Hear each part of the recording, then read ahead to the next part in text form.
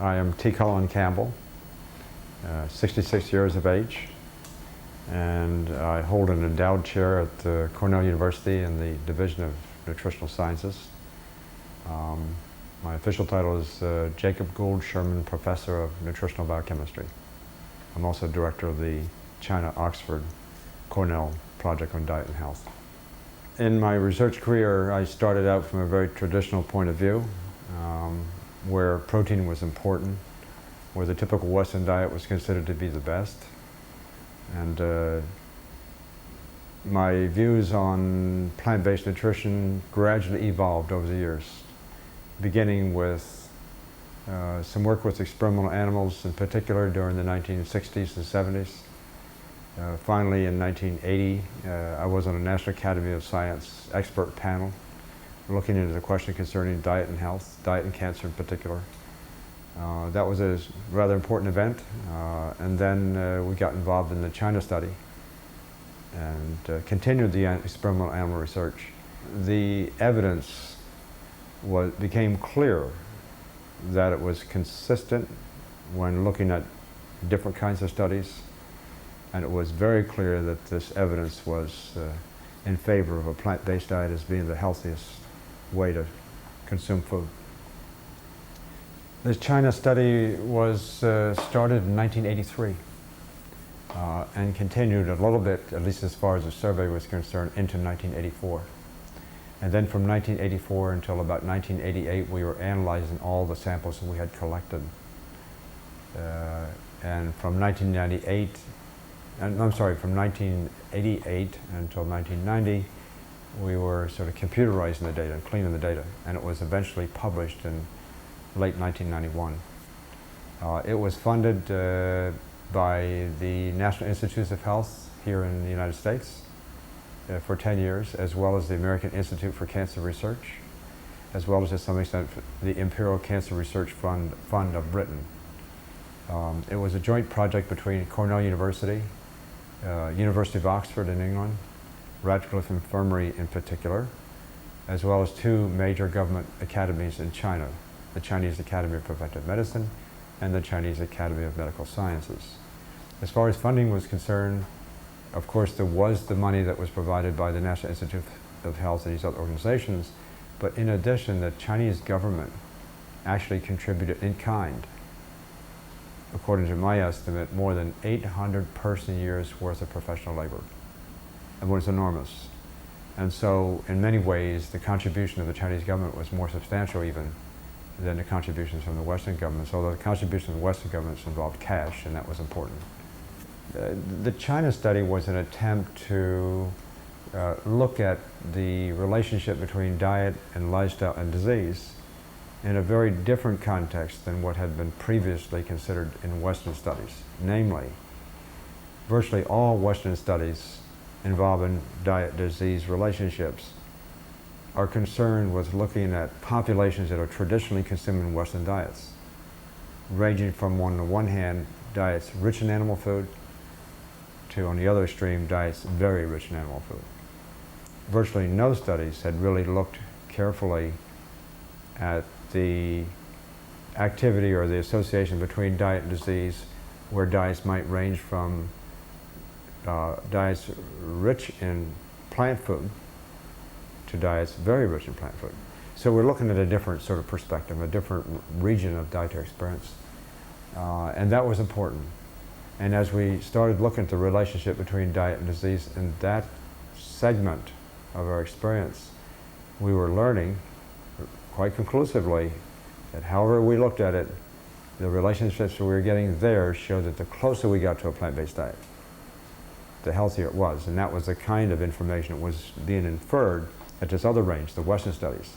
That's what, in my view, made the China study so provocative and interesting, because it was saying that the closer we get to a plant-based diet, the healthier we're going to be for a variety of health problems, if you will. Diseases, obviously, in particular. The China study was relevant in more than just the scientific sense, more than just the study design sense. It was relevant because consuming a plant-based diet really has enormous implications it not only creates health, which we obviously need, but it could, if taken seriously, have a major impact on our way of thinking about health. It should have a major impact on the way we actually fund research. It has a major impact on the way we think about the environment. And I would argue that when one starts thinking about the philosophical and historical basis for this information, it has some major implications there too as well. I am particularly fascinated with the idea that we tend to do science in the West a rather specific kind of way that is not entirely consistent with the study of this type. So I'm basically suggesting that the China study challenges some of the very basic and fundamental concepts that have become so dear to us.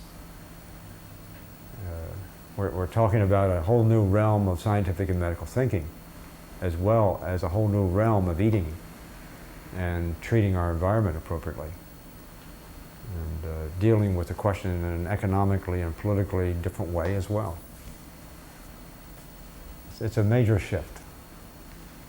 The medical and scientific communities here, when they first heard about the China study, were rather impressed, I think, at least according to the early reports. Science itself had an article talking about this was an experimental laboratory of a very unique kind. It was featured as a cover story in the New York Times. Of course, that's not a scientific journal, but it was featured there. It was featured as a cover story in USA Today, Saturday Evening Post. And there was a lot of discussion about the China project at that time that indicated to me that the scientific community in general were rather excited about this, rather impressed about it. But I must say that their impressions primarily were related to the fact it was a different opportunity. The study was designed quite well. It was comprehensive.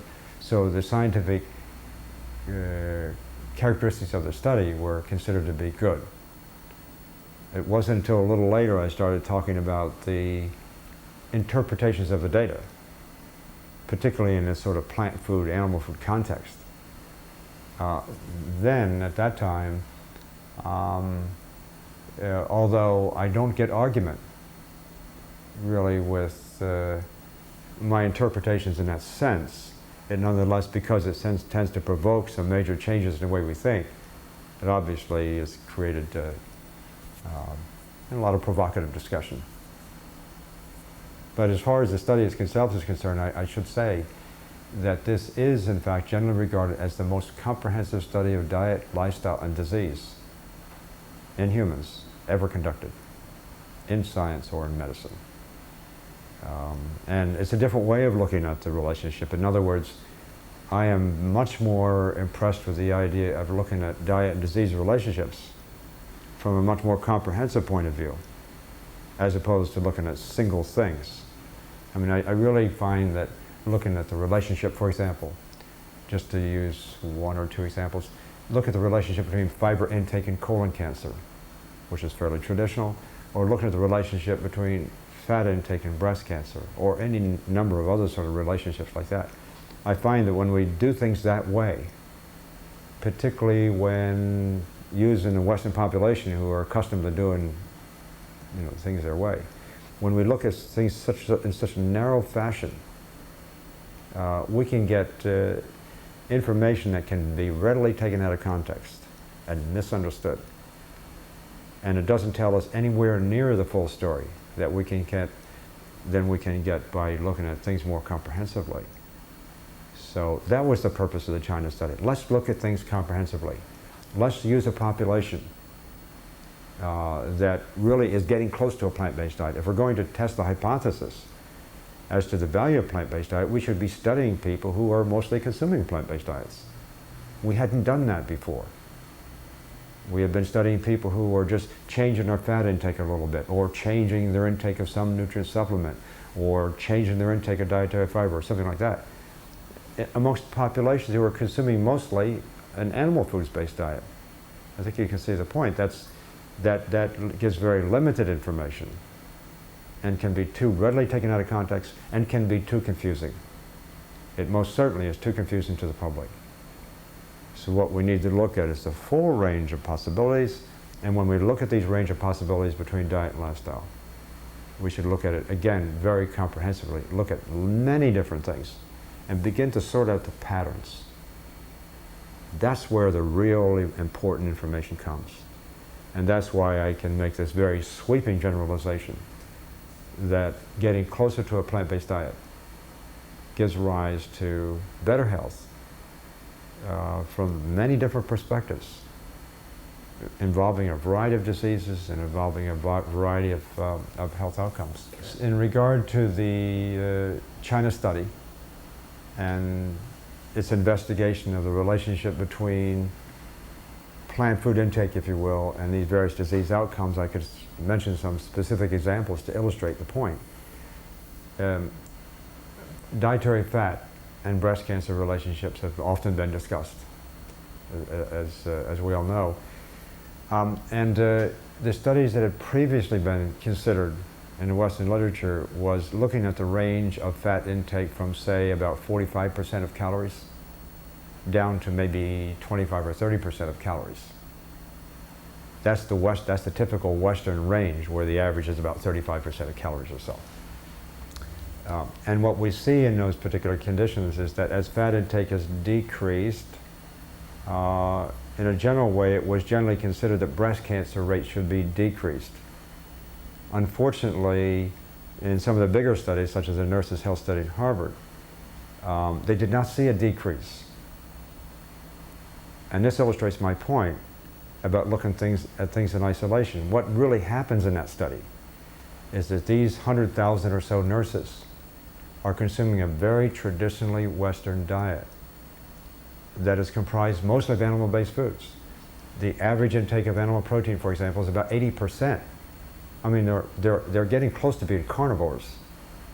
And so what these women have been told to do, as women in general and men have been told to do it from the Western studies, take out the fat, get it down. Use low-fat milk, for example, or skim milk. Use lean cuts of meat. Don't add so much oil and fat and spreads and so forth and so on to your dishes.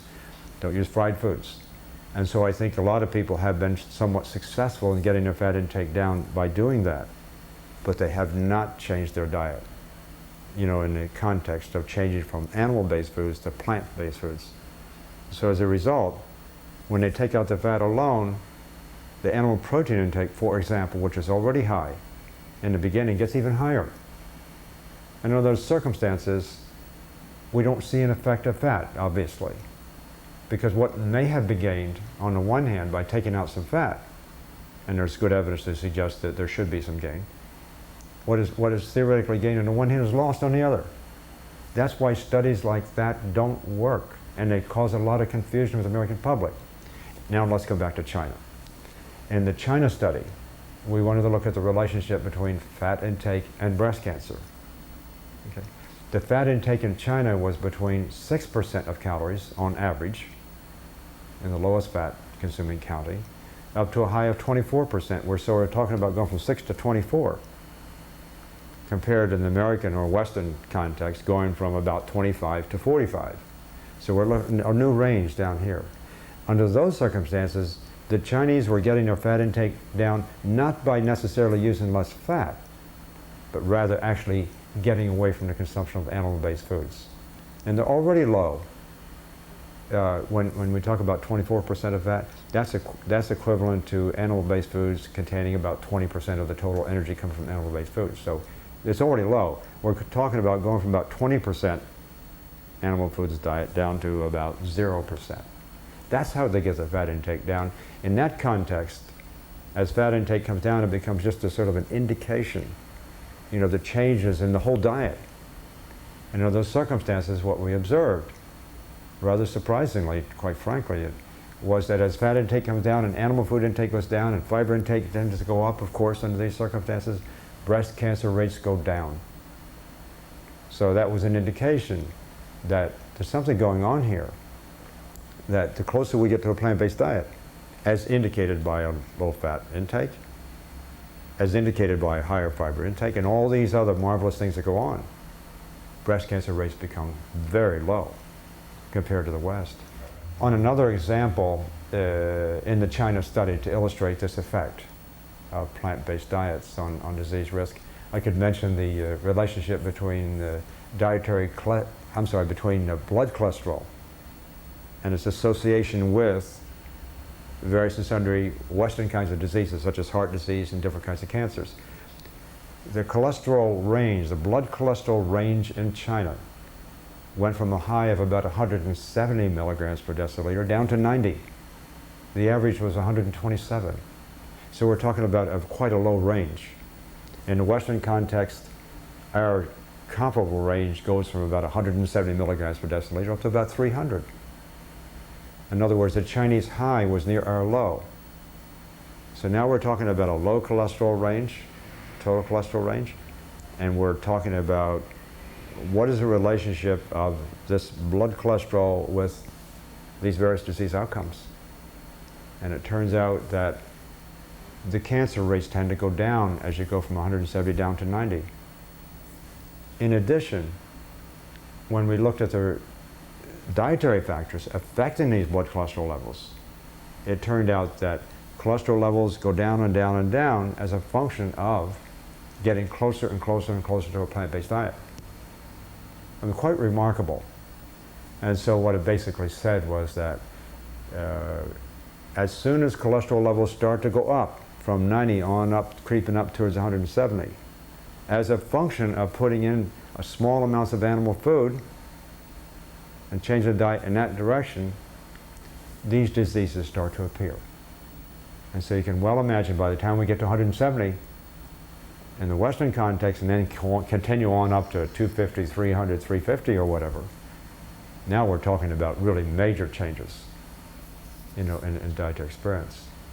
I mean, there were a lot of studies or a lot of specific investigations of the China data that we could look at,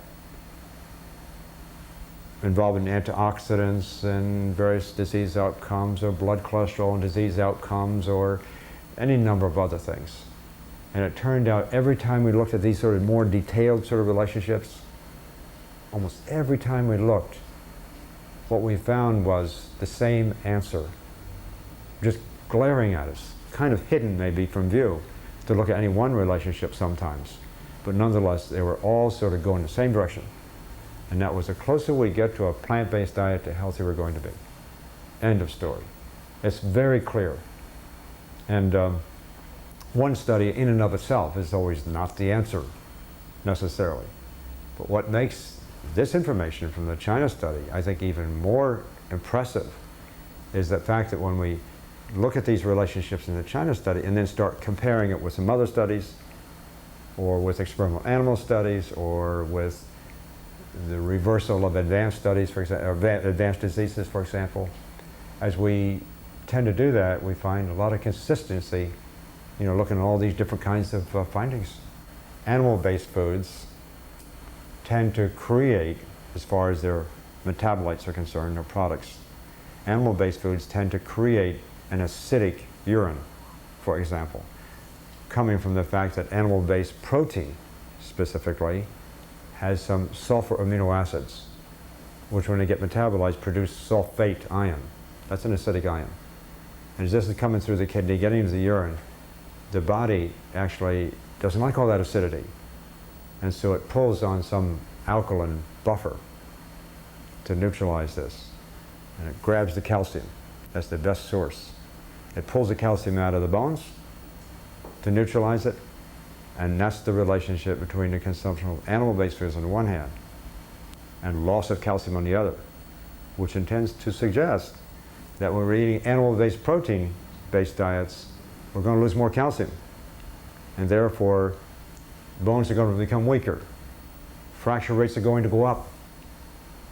And osteoporosis rates should be higher when we're consuming more animal protein-based diets. And that's precisely what has been reported by others. It's very clear. In Western countries, or in countries in general that consume more and more animal-based foods, they have higher and higher and higher rates of osteoporosis. It's quite remarkable. And there are other studies showing, for example, amongst humans, that there's a reason for this. It's plausible. As I said, it's the intake of animal protein becoming higher and higher and higher, creating this acidic environment that has to be neutralized by pulling out the calcium from the bones. It's really very impressive. Chronic degenerative diseases, which include heart disease, the various cancers, diabetes, the kind of diseases that actually kill us, most of us, before our time. Those kind of diseases are much more common in so-called Western countries. The countries that are more industrialized, countries that have become more accustomed to the consumption of animal-based foods and fast foods and fractionated foods, processed foods. Those countries are the ones that, as I said, have the highest rates of these diseases. It seems to be a phenomenon of industrialization. Some people inappropriately have referred to as a phenomenon of civilization and of affluence. I don't quite call that civilization in my view, but they're called diseases of affluence as well. I would rather call them diseases of nutritional extravagance, because that's really what they are. And one of the main things we do as we get money and industrialize and can sort of purchase what kind of foods we want, one of the things that we inappropriately do, and this generally applies to almost every society in the world, as they start getting money, one of the first things they want to do is to consume animal-based foods. I mean, I see that in rural China, where just in recent years, as they've been getting more money, they're starting to change their diets. And in urban China, for example, now they're sufficiently capitalized and have enough wealth, for example, to actually have rates of cancer and heart disease are like us.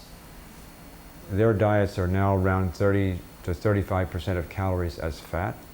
That's very close to us. They've become quite westernized. In Beijing alone, I was just there 2 months ago, in Beijing alone, there's now 150 McDonald's stores in Beijing. I mean, it's sort of the Western way. And if one goes back and looks at the literature, it seems like these Western kind of diseases, the heart disease, the cancer, the diabetes, and so forth and so on, these kind of diseases, I mean, we knew that that kind of thing happened 100 years ago, 150 years ago. You could see these sort of trends happening. And oftentimes in the past, people did in fact conclude that this was related to the increase in consumption of animal-based foods. This information has been around quite a long time, very long time in fact. So what we need to do is to figure out how do we go back to where we were, while at the same time not incurring the problems that we had, because in earlier times before industrialization, whereas we maybe mostly consumed more plant-based foods, on the one hand, we had to put up with a lot of other rather difficult problems, such as public health conditions, such as not having good variety, such as not having good quality of foods. So as a result, we had other problems, such as the Chinese have had, you know, in the poorer areas of the country. But if you look at all this information and weigh it, and take the best of the two eras. On the one hand, we can learn that consuming plant-based foods is the best way to create health. On the other hand, we can also learn that there should be good quality and good variety. And we should keep our environment in good order. And obviously we should have good public health facilities to keep communicable diseases under control. And so we take the best of the East, the best of the West, and put it together, you know, in a diet that is comprised mostly of plant-based foods, high quality, good variety, and, you know, staying clear of all the chemicals we tend to add to our food and to our environment. Now we got a formula that is really getting very close to creating optimum health. Yes, when we compare a plant-based diet with a diet that's comprised largely of animal-based foods, what we now can say is that there are no essential nutrients in animal-based foods that cannot also be obtained to much better advantage from plant-based foods. bar none. Is of all the nutrients that we think about, both in the public as well as in the scientific and medical communities, that seems to command the most attention historically, it's protein. I think most people would agree to that. Even the word protein, when it was first coined in 1839 by a Dutch chemist, because he thought he found the real stuff, he called it, he took the name protein from the Greek word proteos, which means of prime importance. And so from this very auspicious beginning, protein has always been considered to be the singular, most important protein. And eventually, during the 1800s and early 1900s, it became synonymous to a considerable extent with meat, because meat contains a lot of protein. And as was discovered in the late 1800s and early 1900s, the protein of meat actually got utilized more efficiently. So it got to be called high-quality protein. And you can imagine what effect this had on the public who might be hearing this as a story. I want high quality of this very special stuff. And so the entire justification and enthusiasm that arose surrounding the so-called nutritional value of meat centered to a great extent on the question concerning protein. And even today, one of the first questions people want to ask about a plant-based diet, does it have enough protein? And my answer to that is, of course it does. We do not need the protein from animal food. If we're consuming a variety of plant foods, particularly plant foods that contain some legumes and some leafy vegetables, obviously, and some whole grain material, there's plenty of protein in there.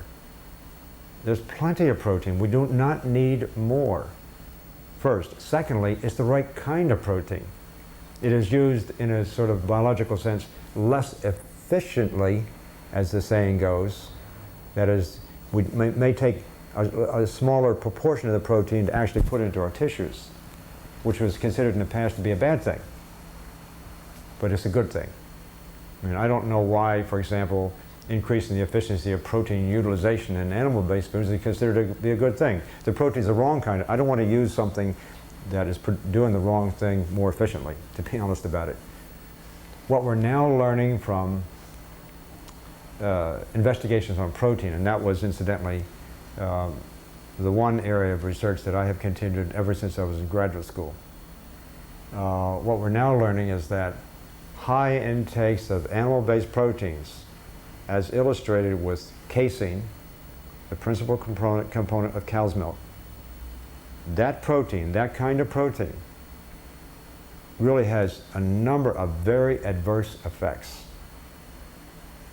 Casein, for example, has been shown for many, many years, and we did some of these kind of studies ourselves. Casein has the capability of elevating blood cholesterol levels, even more so than dietary fat, and certainly more so than dietary cholesterol itself. So casein has this ability to increase blood cholesterol, which in turn increases the risk for these diseases. Mind you, I remind again, we're talking about cow's milk protein. Furthermore, in studies in our own laboratory, over many years, research was funded for 19 consecutive years by NIH, I should point out, involving more than 100 publications in the peer-reviewed literature. What we were essentially able to show in those studies with rats and with mice, that we could take casein when fed at normal levels of intake and just watch tumors grow. We could take the casein away and turn off the growth of these tumors. We could put casein back in again, turn tumor growth back on again, take it away, turn it off. We could do many of these different kinds of sort of combination studies, such that we could essentially control the growth rate of tumors in these experimental animals simply by giving them normal levels of casein, what is generally considered to be normal, like 20% casein. I mean, just a regular level of casein could do this. It wasn't anything excessive. It was the kind of levels that we consume, either as casein or as other animal-based proteins. So I would argue, as I did in a seminar at Cornell a little over a year ago, that of all the carcinogens that we consume, such things as pesticides, herbicides, all these other odd chemicals that we get exposed to, which are bad stuff, mind you. But if we apply the same rules for the determination of the carcinogenicity that we do to those chemicals, we apply that to the test of casein. Casein is the most important chemical carcinogen that we consume. That's one point. So now we got casein, is like other animal proteins, is able to elevate plasma cholesterol or blood cholesterol. It's able to influence tumor growth rates, turn it on. It's able to influence, as other animal proteins do, it's able to influence the development of type 1 diabetes. That's the insulin-dependent diabetes. As the casein gets broken down, it's not so much the casein, but it's other milk proteins, as it gets broken down in the gut, as it gets digested, it's supposed to, in theory, go all the way to the amino acids. But some of it doesn't. Some of it comes down to little fragments of chains of amino acids called peptides. And these little chains slip through leaky guts, particularly of infants. And there's one 17 amino acid sequence, one chain of 17 amino acids. When it comes through, gets into the blood, the body looks at it, says it's like a foreign protein. It makes an antigen against it to destroy it. Well, it turns out that's a good thing. That's the body's reacting the right way. But it turns out that antibody that's been created to destroy the 17 amino acid sequence then turns around and finds another identical 17 amino acid sequence on the pancreas, on the surface cells of the pancreas, which is responsible for producing insulin. So it goes over here, destroys this casein bit, comes over here to see the pancreas, destroys that. And once this infant, this very young child, loses these pancreatic cells, it therefore loses its ability to produce insulin for the rest of its life. So here you have type 1 diabetes, which makes up about 10% of the total diabetics in the country, but it's a very serious kind of diabetes. So now we have casein increase in blood cholesterol. We have it turning on cancer growth rates, and this has been demonstrated beautifully in different kinds of tumor systems, I might add. It creates the opportunity, at least in a few individuals, for the onset of type 1 diabetes.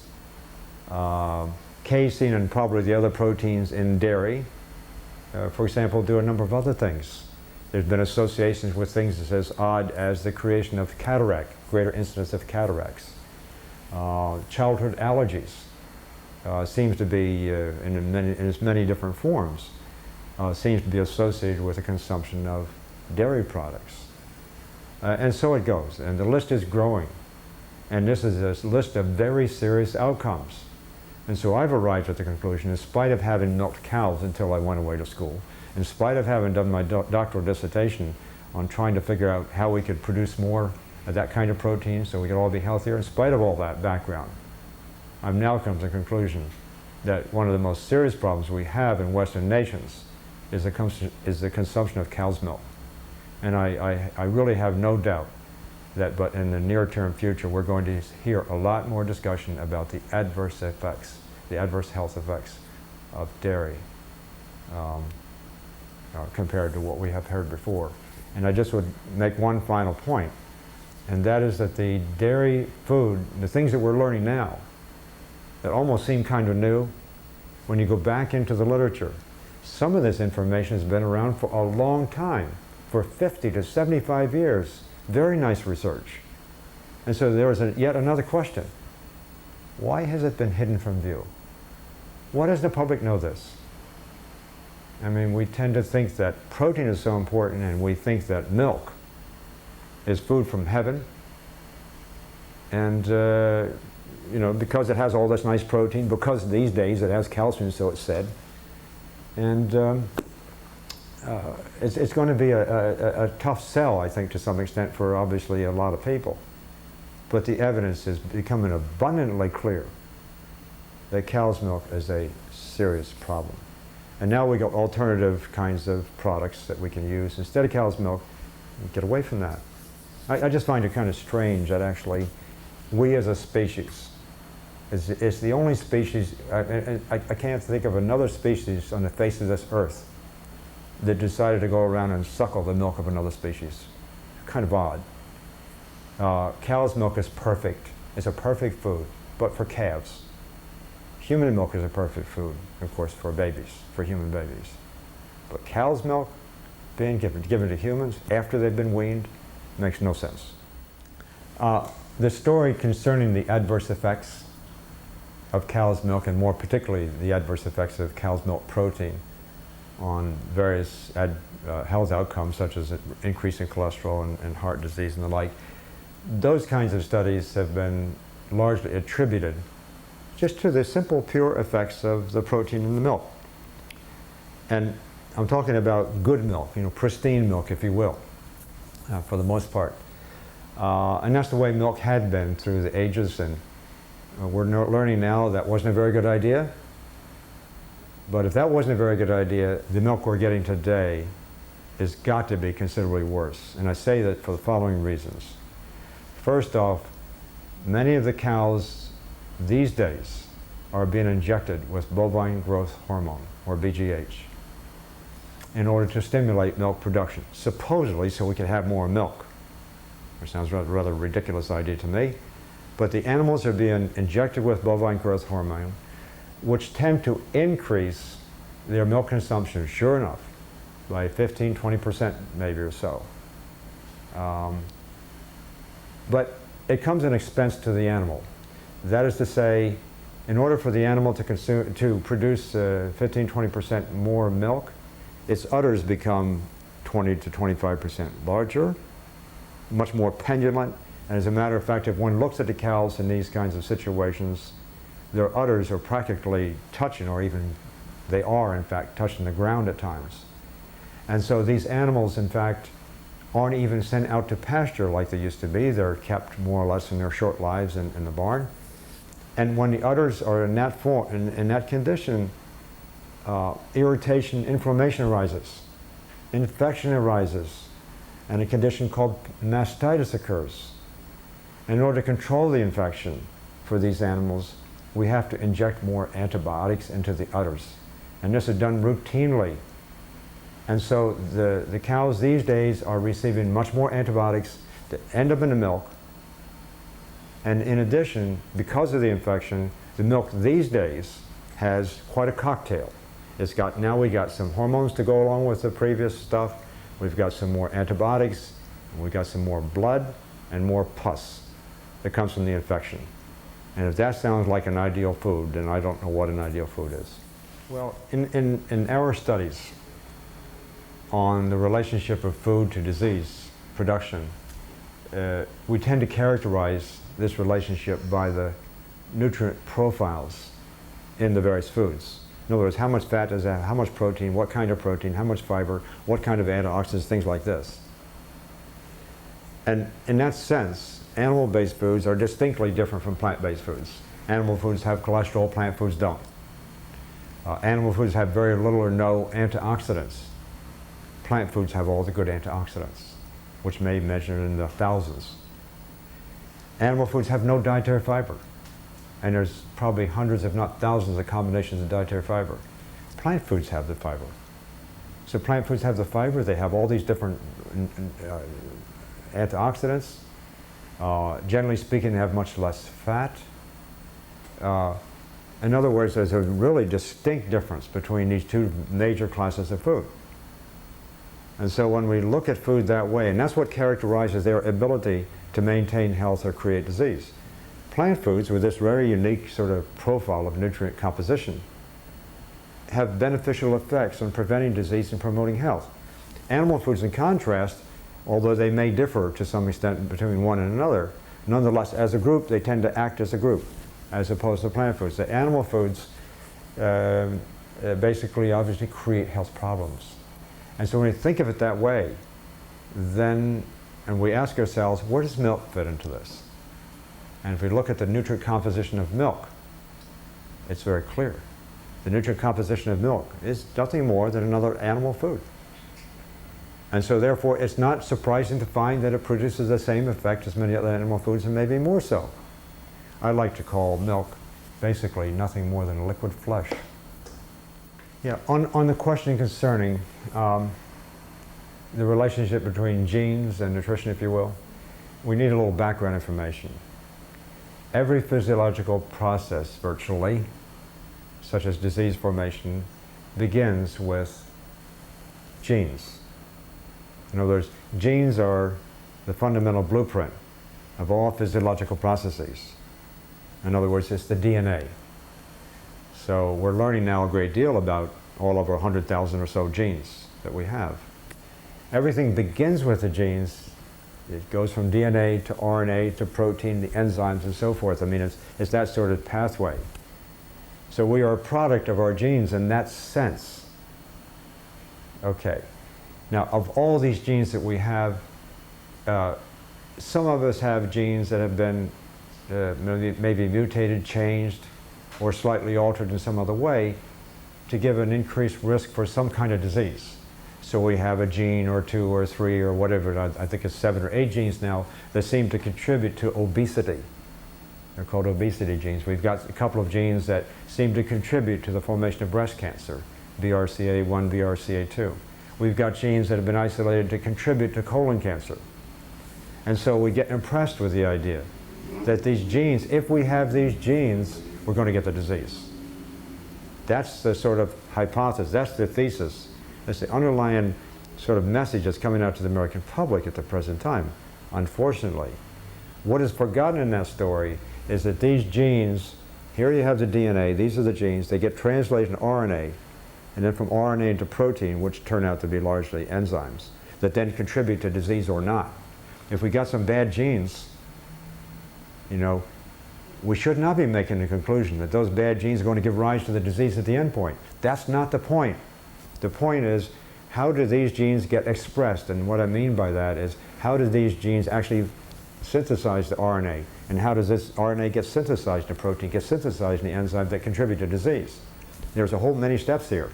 So even if we have a bad gene over here, we basically can control the expression of those genes by good nutrition. That's what we're learning. And when I say good nutrition, it turns out it's plant-based nutrition. Because as we begin to explore these relationships, the nutrients present in plants, either singly or as a cluster, tend to keep under control bad genes that we may have. Bad genes, I'm using the term a little bit advisedly, because bad genes can come from genes we may have been born with. They also can come from genes that are mutated or changed during a lifetime because of some attack with some chemical, such as a mutagen. So we can have either of those kinds of genes that we're born with or created after we're born, but nonetheless they have to get expressed. And so we're now finding that genes really have very little to do with disease formation if we eat the right food. And the whole notion of people believing that diseases run in families because we have the genes, such, for example, is a very fatalistic view.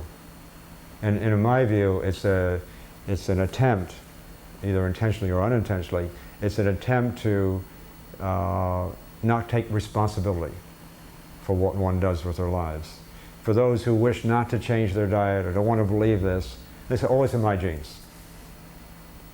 And they just sort of, you know, eliminate from the mind because now they've got another excuse. But the fact of the matter is, if they make the right choices, they can control the expression of these genes. Not in every case. I mean, I confess, there are some genes that are obviously very deleterious and may be controlled only with great difficulty. But those are the rare genes, quite frankly. It's the common genes I'm talking about. Heart disease and cancer and diabetes don't come from, even though it begins with a gene action, we should not confuse that with the fact that it has to do with the turning on of these genes that really matter. That's the question, is turning them on. And nutrition can control whether you turn them on or turn them off. On the question concerning the evidence of whether or not genes are important in causing human disease, there's one kind of study that's really particularly interesting. It's the so-called identical twin study. Identical twins have the same genes. Non-identical twins don't. I mean, just like another pair of siblings. And so if genes are really important, one would expect the identical twins to get the same diseases, more or less at approximately the same time, let's say. And there's been about 5 or 6 of these kinds of studies now. And of the evidence that I have seen, one of the largest being that of the National Institutes of Health, of some 5,000 and some identical twin pairs compared to 7,000 and some non-identical twin pairs, there's virtually no evidence. The risk of, let me say that, the risk of getting disease amongst the identical twins, the same disease, is really not much greater than the risk of getting the same disease for the non-identical twins. In other words, there's no greater likelihood, really, of the identical twins getting the same disease than the non-identical twins. Now, there's been another study that came out just about a week ago that was in the newspapers, and all I know is what I've seen in the newspaper, so I haven't had a chance to look at it.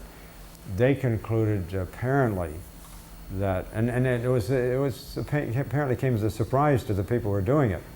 They said, wow, it looks like diseases aren't caused by genes as much as we thought they were. I don't know what the fractions are, but there was some implication in the newspaper article that that genetics was more important than what I just indicated. It does contribute something. But sometimes we misunderstand the relationship of genes to disease simply because people with the same genes may have a slightly greater propensity to getting the disease. But that also can come from the fact that those individuals from the same womb and did not necessarily have only the same genes, but also had the same in utero experience, which can create lifelong effects, which gets inappropriately, assessed as genetic determinism when in fact it's not.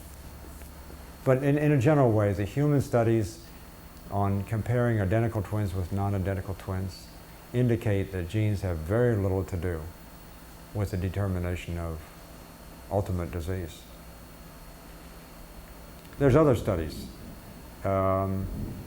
If one looks at the people living in countries where the risk of disease is particularly high, for example, and they move to a country where the risk of that disease is particularly low, and they don't change their genes, in other words, they don't intermarry with the local population, they get the disease of the country to which they move.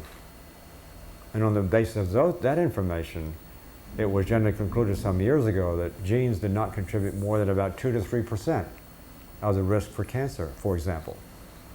And yet there's other studies. There's studies involving genetically programmed experimental animals, genetically programmed to get certain diseases, such as cancer.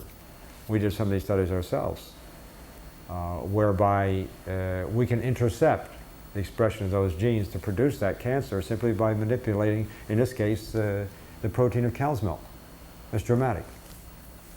So there's all kinds of evidence now indicating that genes, although they are the basis biologically for these events, nonetheless their activity can be controlled.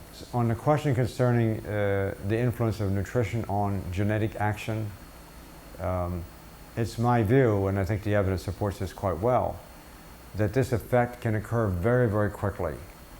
In our experience, at least experimental animals, if one changes, for example, the protein intake, we can see those results in a matter of hours. A matter of hours, certainly a matter of days.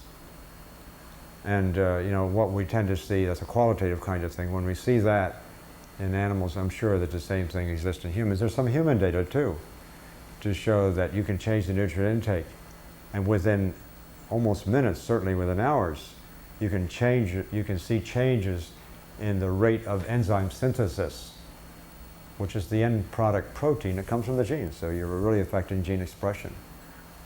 And so even though we may have these genes for all of our lifetime, and we do, we can manipulate. I liken it to, we got all these faucets that can be turned on. We can turn them on and turn them off very quickly. Yes, one of the questions that have been raised about a plant-based diet for a long time is that it doesn't have enough protein and it may not support good athletic performance. However, it turns out that there are athletes who have reached world-class status, who have been, in fact, either vegans or virtual vegans for the most part, and have done it because they were, at least they chose that lifestyle in order to be world-class athletes. And I teach a class at Cornell University, and in fact decided to invite such people, to come, such as Dave Scott, who was the Ironman triathlon champion for 4 years, and really an incredible feat. Some considered him to be the world's greatest athlete.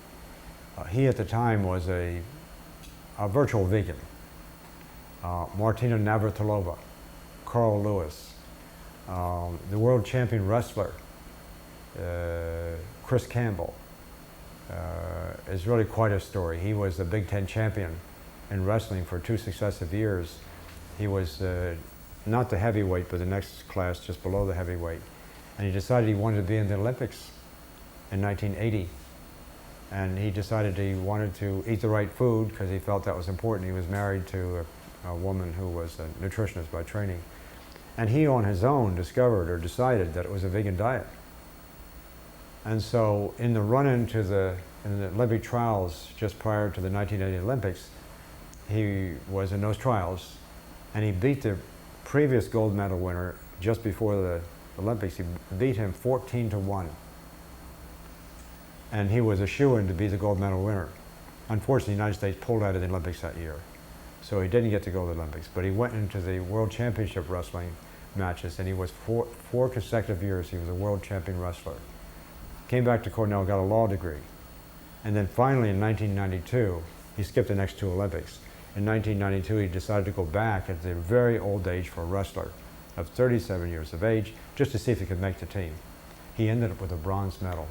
In fact, just missed the gold medal. And he was the guy who represented the American Olympic team in George Bush's White House when they returned. It's a remarkable story. And then going back and looking at the literature to some extent and finding out whether or not this story has any validity that, eating a plant-based diet was going to compromise one's physical performance. I have found some really quite remarkable stories that people who chose to do that in the past and then competed against, let's say, non-vegetarians or meat eaters, the vegans always won. They always won, and not only in body, but also in mind. I mean, people like Tolstoy, Leonardo da Vinci, Albert Einstein. I don't think they're, or Shaw. I don't think these people are, deficient very much in their mental capacity. They were vegetarians or vegans. And this whole story even becomes older and older and older back in the days of the ancient Greeks. In Plato's dialogues, where he's talking about Socrates, it's acknowledged there, so to speak, what Socrates said, supposedly. They all knew that to be an Olympic athlete, and that's of course where the Olympic idea started, to be a high-class Olympic athlete, everybody knew you had to only eat plant food. That was known at that time. And in fact, there's some really marvelous writings in the ancient Greek times advocating, a plant-based diet. Not necessarily just for health, although health was acknowledged, and there were some very interesting comments made about that, but also for sort of philosophical reasons as well. I mean, Pythagoras himself was essentially a vegan. And the people who followed his advice for a long time were called Pythagoreans, because that word vegetarian hadn't yet been invented. And so these ancient thinkers, great thinkers, were in fact aware that consuming a plant-based diet created the best kind of mind and body. Incidentally, the word vegetarian didn't come into view or wasn't figured out until somewhere in the 1800s in Britain. And it doesn't really come from vegetable like a lot of people think. It comes from the Latin word vegetus, V-E-G-E-T-U-S. And vegetus means strength of mind and body. And so the word vegetarian means strength, not weakness. In many of the studies that have been conducted in science in recent years, comparing, for example, non-vegetarians with vegetarians, we see beneficial effects for vegetarians. It's quite clear and it's fairly consistent. But those benefits sometimes seem somewhat marginal in some of these studies. But nonetheless, they're there. Now we're learning that the real benefits to be gained is not to become a vegetarian, because 90% of the vegetarians are ovo-lacto vegetarians, which means they're consuming milk and eggs. And so when we compare non-vegetarians to vegetarians, we're looking at vegetarian diets that are not that different in terms of nutrient profile from the non-vegetarian. So we see some benefit, but not a big benefit sometimes. The real big benefit comes when we go from vegetarianism to veganism. In other words, we eliminate the dairy and the eggs. That's where the important achievements are really made. On the question concerning the relationship between the consumption of a plant-based diet with athletic performance, we now know that consuming a plant-based diet enhances athletic performance. Some of the great athletes of the world have learned this. People such as Martina Navratilova, Carl Lewis, Dave Scott, the triathlon champion, Chris Campbell, the world champion wrestler, Parrish of the Boston Celtics, for example, I think he's 7 foot something. There's a number of these people who have actually done this and have learned, in fact, that their athletic performance is enhanced, improved, and they're able to achieve their great feats. I mean, Carl Lewis has won more gold medals than anyone else. For example, Dave Scott, no one compared to him in terms of competing in that triathlon event. To be a world champion wrestler, of all things, eating a vegan diet, what a strange phenomenon.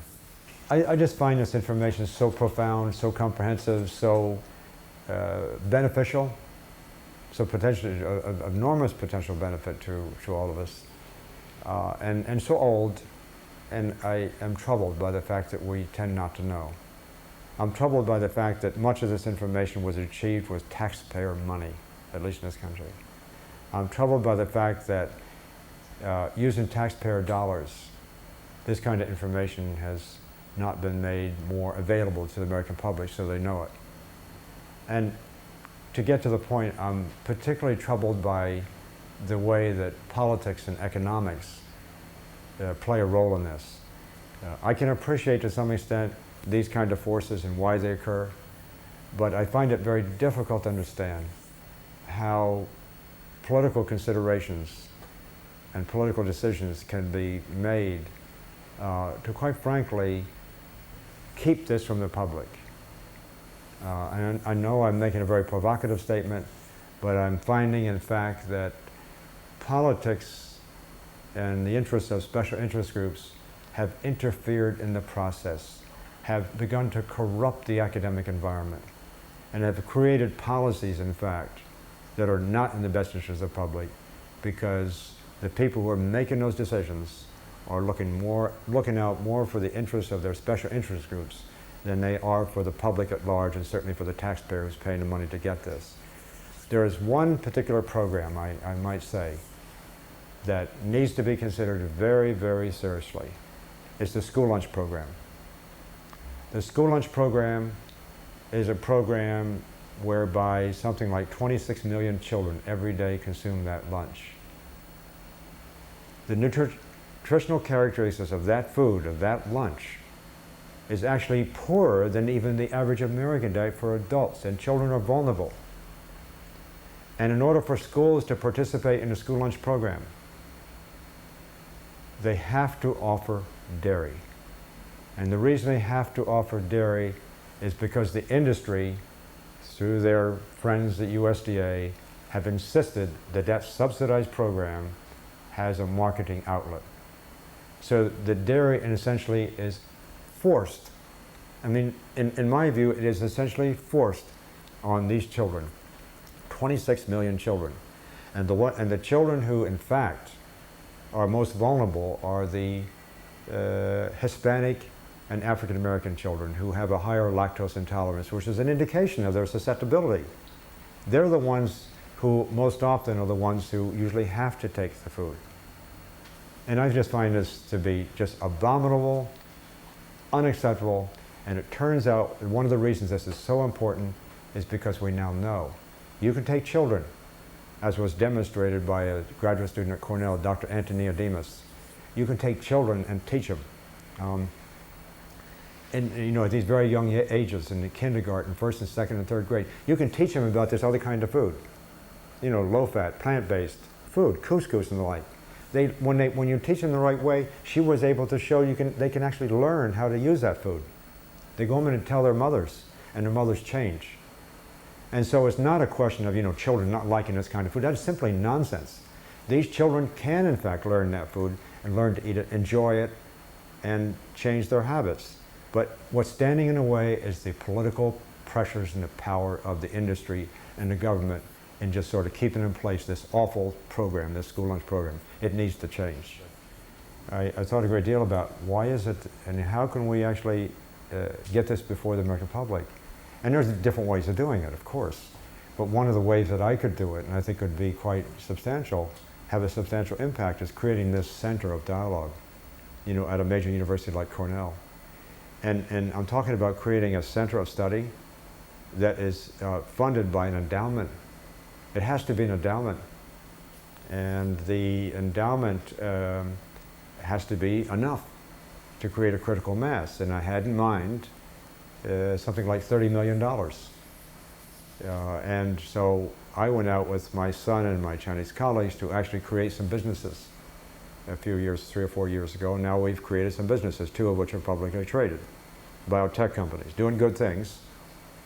But what I really wanted to do with that was to take the equity that I would get into that, give it back to the university, and that was the first 20 million. And then in turn ask the university to match it with 10 and get a total package of about $30 million. And that's enough, in my view, to create a center that would have a forever lifetime. In other words, we'd always know the money is there. It would have a forever lifetime, and to organize it in a way in which we would create dialogue. Get people from different interest groups to come together.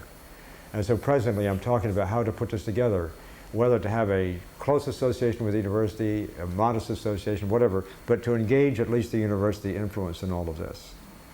And then organize in such a way that we can have these sort of very deliberate and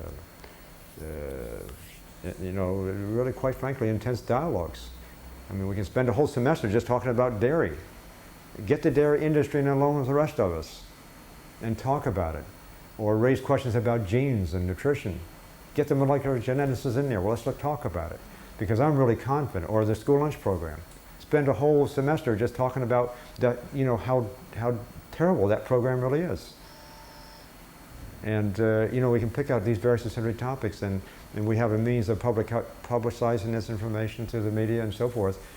Immediately transcribe, meetings and symposia and workshops, put it on the web, people can see. There's so much to be. I mean, we need to change the medical system. We need to change the scientific way of thinking. And I'm in science, and I know that what I'm saying here has some very profound ideas on the way we design studies and interpret data. I mean, I challenge the whole field of epidemiology and the field of statistics, in ways in which I find are very fundamental. And we need to change our ways of thinking about nutrition. Because until we do that, it's going to be hard to articulate the message. And once we get that right and get some textbooks going and that kind of thing, we're going to have a difficult time. And I also am aware that there's some evidence, some pretty interesting evidence to show that, cooking does in fact cause a number of things that aren't very good. If you cook it a lot, you can get mutagens formed. Number one. Number two, if you cook it with water and so forth and throw it away, you lose a lot of nutrients. And you make a lot of changes in food. And I know there's advocates around, seem to be more and more these days, that getting raw food is a good thing. I just find this all kind of interesting. I would really like to get, in fact, that's one of the topics. I want to have a whole semester. I'd like to get the raw food advocates, come in and put your stuff on the table. Let's look at it, and let's make some comparisons here. If we don't have enough information at the present time to be convincing for other people, then let's go get the information. That kind of thing. We need to start someplace and start to talk about it. It's just an interesting idea. In brief, the benefits of consuming a plant-based diet are comprehensive, profound, and can be observed in all kinds of studies with all kinds of human activities, including optimum athletic performance, including clarity of mind, if one wishes, certainly including optimization of health and prevention of disease. It's broadly based effects. It's impressive. And it turns out that this information, although we think we're discovering it just recently, is also very old. It's just simply been hidden from view for far too long. And now's the time that we need to start facing the facts and getting the story right so that we can actually create health, as I like to say, for individuals, as well as for their societies, and as well as for the planet. I mean, it has enormous implications. It's going to require a whole new paradigm of thinking.